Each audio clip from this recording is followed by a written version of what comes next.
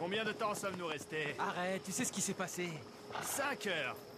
C'est le temps qu'on y a passé. Tu as manqué ce cerf tellement de fois, je n'en revenais pas. Seigneur, bénis ce voyage au nom du Christ qui a souffert sur la croix pour notre rédemption.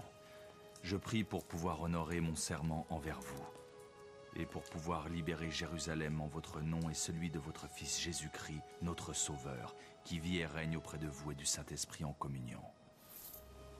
Dans la vie éternelle. Amen. Tu m'espionnes? C'est la dernière fois.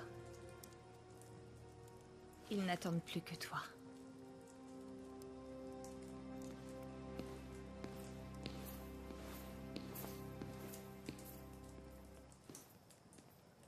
L'animal s'est arrêté, puis je me suis dit, cette fois c'est la bonne, pitié. Mais il l'a manqué. Oh, il a bougé à cause de toi, tu lui as Y fait peur. a-t-il de si drôle? Les talents inexistants de Lucas pour la chasse. Les cerfs peuvent le sentir. Faites en sorte de ramener Richard en vie, Lucas. Bien sûr, votre majesté. Nous le protégerons, c'est promis. Vous aussi, revenez sauf.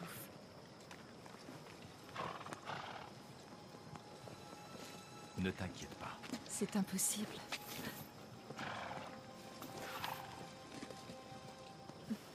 Allons-y!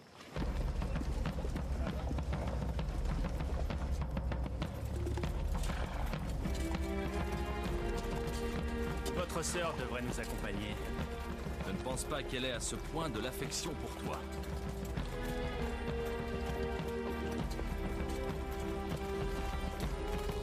Il y a près de 1000 ans, Richard Ier, roi d'Angleterre, est sur le point de partir en guerre. Non pour le pouvoir ou la richesse, mais pour Dieu. Ce sont des guerres d'un nouveau genre.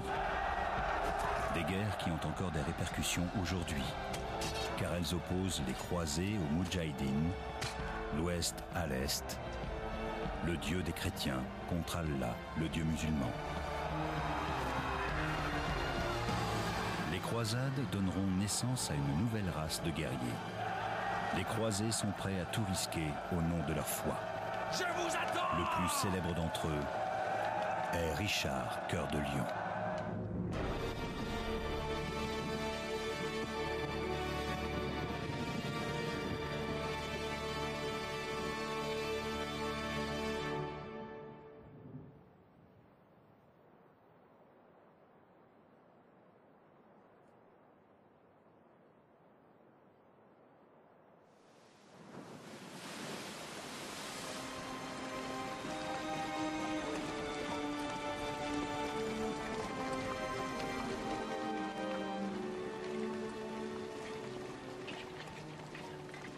Quatre mois après son arrivée en Terre Sainte, la grande armée de croisés de Richard Cœur de Lion est en marche.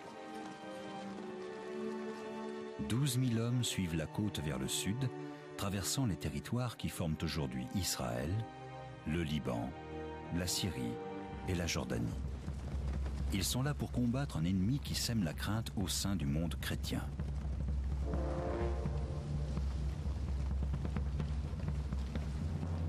Les forces musulmanes, appelées les Sarrasins, considèrent eux aussi ces terres sacrées.